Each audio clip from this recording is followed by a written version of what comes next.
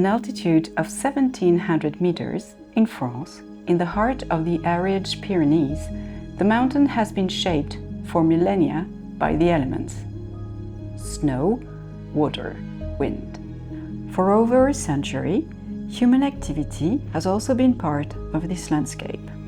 Tremounts is home to the world's largest active open-pit talc mine.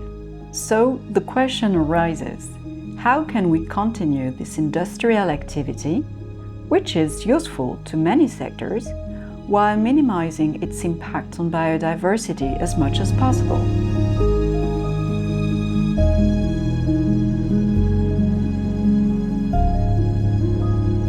Je m'appelle Isabelle Kaxmar et je suis responsable environnement sur les sites de Luzenac et de Tremounts. Nous travaillons depuis 2011 avec l'Association des naturalistes de l'Ariège, Conservatoire d'espaces naturels de l'Ariège, pour mieux comprendre la biodiversité autour de la carrière et adapter nos pratiques.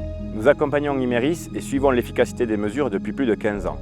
Cette collaboration nous permet de mieux connaître la biodiversité en Ariège. Pour limiter notre impact, nous adoptons une logique simple.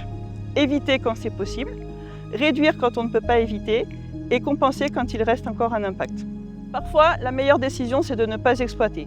D'ailleurs, nous avons sorti de notre périmètre d'autorisation d'exploiter 2 zones à forte valeur écologique qui représentent environ 250 hectares. Aujourd'hui, l'une d'elles est d'ailleurs intégrée à la réserve naturelle régionale.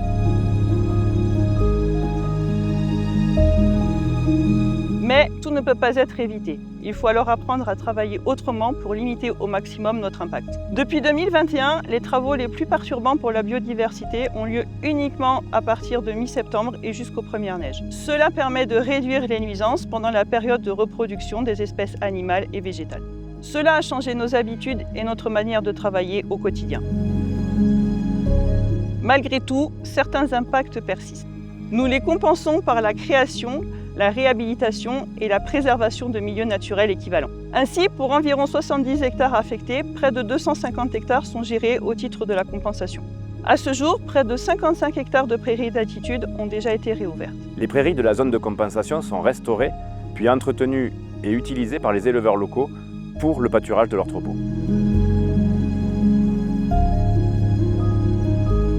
Et puis, il y a d'autres actions, plus discrètes, mais essentielles. Nous revégétalisons les zones réhabilitées avec des semences locales. Nous avons installé des échappatoires pour les amphibiens dans les bassins de la carrière. Et nous avons équipé le téléphérique de transport de minerais avec des balises avifaune pour le rendre plus visible pour les oiseaux.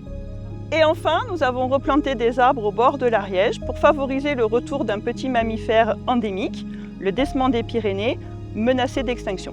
Nous savons que notre activité a un impact sur la faune et la flore, mais nous adaptons notre manière de travailler en étant plus attentifs à notre environnement.